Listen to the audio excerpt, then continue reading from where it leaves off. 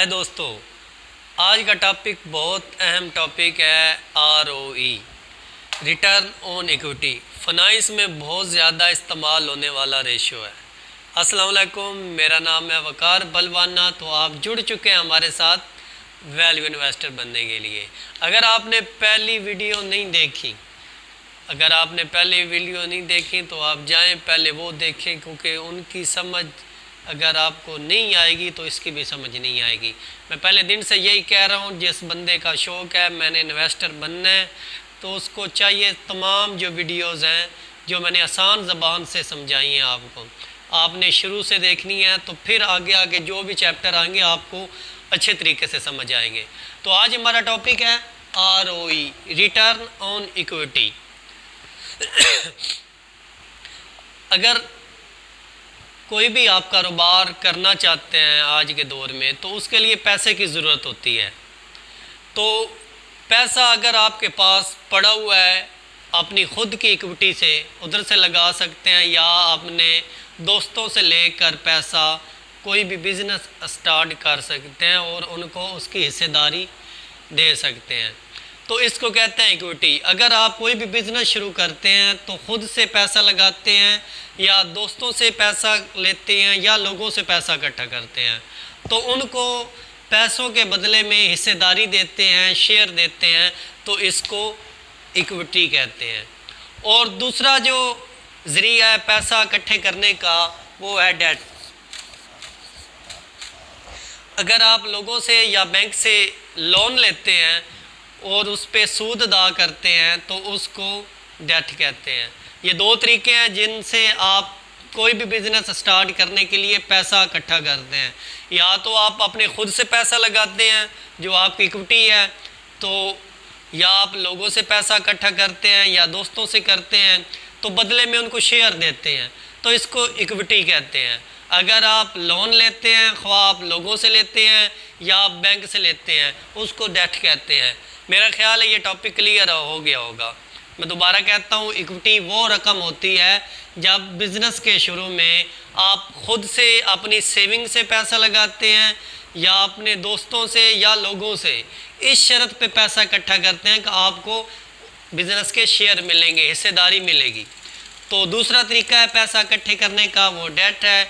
आप लोन लेते हैं, ख्वाह आप लोगों से लें, दोस्तों से लें या बैंक से लें, उसको डेट कहते हैं। मेरा ख्याल है ये टॉपिक आपको क्लियर हो गया होगा। तो आप क्लियर समझते हैं ROE होता क्या है, रिटर्न ऑन इक्विटी क्या होता है जी। अब ROE को ना मिसाल से समझते हैं। मिसाल के तौर पर एक साल में अगर 100 रुपया कंपनी में इन्वेस्ट किया जाए, मिसाल दे रहा हूँ, 100 रुपया इन्वेस्ट किया जाता है और उस पर 20 रुपये प्रॉफिट किया जाता है, तो इसमें जो 20 रुपये है वो रिटर्न ऑन इक्विटी है। इसमें जो 20 रुपये आया है वो रिटर्न ऑन इक्विटी है। रिटर्न ऑन इक्विटी हमें ये बताता है साल भर हमने कितना पैसा लगाया और उस पर कितना रिटर्न कमाया। एक साल में कितना पैसा लगाया गया और उस पर कितना रिटर्न कमाया, ये हमें ROE बताता है। रिटर्न ऑन इक्विटी हमें यह बताता है एक साल में हमने कारोबार पे कितना पैसा लगाया और उस पे रिटर्न हमको कितना आया। इधर 100 रुपये हमने कारोबार पे लगाया था, 20 रुपये हमने प्रॉफिट कमाया, तो ये हमारा ROE हो गया, रिटर्न ऑन इक्विटी। या REO को नाम आसान सी मिसाल से समझते हैं। एक लड़का है अली, उसके पास 100 रुपये हैं, तो वह 100 रुपये से बिजनेस करता है। वो 10 पेंसिलें खरीदता है 10 रुपये के हिसाब से। 100 रुपये की 10 पेंसिलें खरीद लेता है और वो 10 रुपये के हिसाब से अपना प्रॉफिट मार्जिन रख के 20 रुपये के हिसाब से वो शाम तक तमाम पेंसिलें बेच देता है।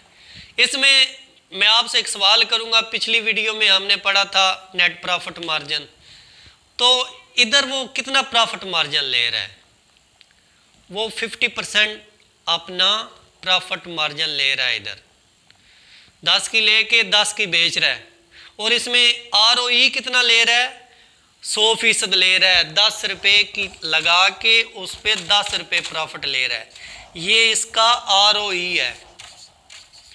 और आधा जो 1/2 ये अपना प्रॉफिट ले रहा है, तो इसका जो 50% होगा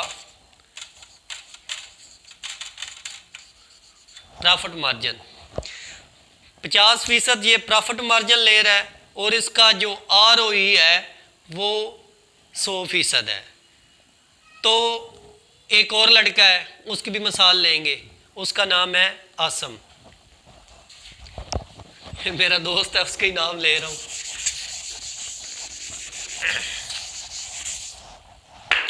अच्छा,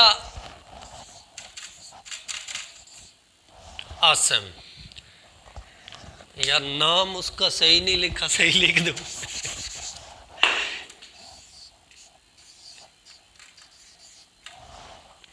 आसम के पास भी 100 रुपये है, वो भी उससे बिजनेस स्टार्ट करना चाहता है। उसने भी अपने 100 रुपये से 10 पेंसिलें खरीदी। तो जो अली था उसने 10 रुपये की बेची है पेंसिल, 10 रुपये उस पर प्रॉफिट कमाया, 20 रुपये की पेंसिल बेची है। और आसम क्या करता है, ये 15 रुपये की पेंसिल सेल करता है, ये 15 रुपये की पेंसिल सेल करता है। तो सुबह से लेके शाम तक जहां अली ने सिर्फ 10 पेंसिलें बेची थी, आसम उसी क्वालिटी की पेंसिल ज़्यादा बेचने में कामयाब रहा, क्योंकि उसने अपना मार्जिन कम रखा। पेंसिलें एक जैसी थी, जिस तरह अली ने पेंसिलें बाई की थी, आसम ने भी उसी तरह बाई की हैं, लेकिन अली ने अपना मार्जिन बहुत ज़्यादा रखा 50%, और आसम ने अपना जो मार्जिन है वो 33% रखा। इस पे जो ROE है, रिटर्न ऑन इक्विटी, जो आसम का है वो कम आया है, वो है 50%। रिटर्न ऑन इक्विटी 10 रुपये लगाए हैं और उस पर 5 कमाया है, तो इसका 50% हो गया। अब आप सोच रहे होंगे अली का बिजनेस ठीक है, उसने प्रॉफिट मार्जिन बहुत ज़्यादा रखा, और आसम ने जहाँ एक बार 150 रुपया कमाया, उसने 200 तक कमाया। मैंने पहले भी कहा था उसका मार्जिन बहुत ज़्यादा था, वो सुबह से लेकर अली शाम तक सिर्फ 10 पेंसिलें बेचने में कामयाब रहा। और जो आसम था उसका नेट मार्जिन कम था, उसकी क्वालिटी भी अच्छी थी, तो उसकी पेंसिलें ज़्यादा बिक गई, उसने पहली बार बेची, फिर उसने ख़रीदी, ऐसे करते करते उसने 30 पेंसिलें बेच दी। तो उसका जो ROE है वो अली से बेहतर हो गया है। अब आपको समझ आ गई होगी, क्योंकि उसने ज़्यादा बेचा है, प्रॉफिट कम रखा है। ये नहीं कहना किसी कंपनी का अगर नेट मार्जिन अच्छा है आपने उसके अंदर घुस जाना है, आपने ये भी चेक करना है कोई उसके मुकाबले की उसी के सेक्टर में ऐसी कोई कंपनी जो अपना ROE बहुत अच्छा ला रही है, जो कम वही चीज़ अच्छी क्वालिटी की जो दूसरी कंपनियां बेच रही हैं उनको कम दाम में बेच रही है, उसका ROE तो अच्छा होगा ना। तो इधर अली ने पैसे कमाए हैं 100 रुपये, तो आसम ने उधर ही पैसे कमा रही है 150 रुपये। ये सारा फ़र्क किससे हुआ है? ROE से। उम्मीद करता हूँ आपको ये टॉपिक ROE का बहुत अच्छी तरह से समझ आ गया होगा। तो मैंने मिसाल से आपको समझाया है ROE का और नेट प्रॉफिट मार्जिन का। ROE आप बिज़नेस पे कितना पैसा लगा रहे हैं और उस पर कितना रिटर्न कमा रहे हैं, और मैंने आपको फ़र्क भी बताया है नेट प्रॉफिट मार्जिन का और ROE का। अगर आपको नेट प्रॉफिट मार्जिन ज़्यादा नज़र आ रहा है, कोई कंपनी ज़्यादा कमा रही है, तो उसकी सेलें भी चेक करें वो कितनी सेल कर रही है, तो उसके मुकाबले में उसी सेक्टर की कोई और कंपनी उठाएं, उससे उसका मुवाजना करें। अगर वो कंपनी अपनी सेल ज़्यादा कर रही है तो उसका बिज़नेस बहुत अच्छा है, उसका ROE बहुत अच्छा होगा। तो मैं उम्मीद करता हूँ आपको समझ आ गई होगी। अपना ख्याल रखिएगा। वीडियो की समझ ना आई तो आप कमेंट में पूछ सकते हैं। व्हाट्सएप पे आपने सिर्फ मैसेज ही करना है, कॉल नहीं करनी। अल्लाह हाफिज़।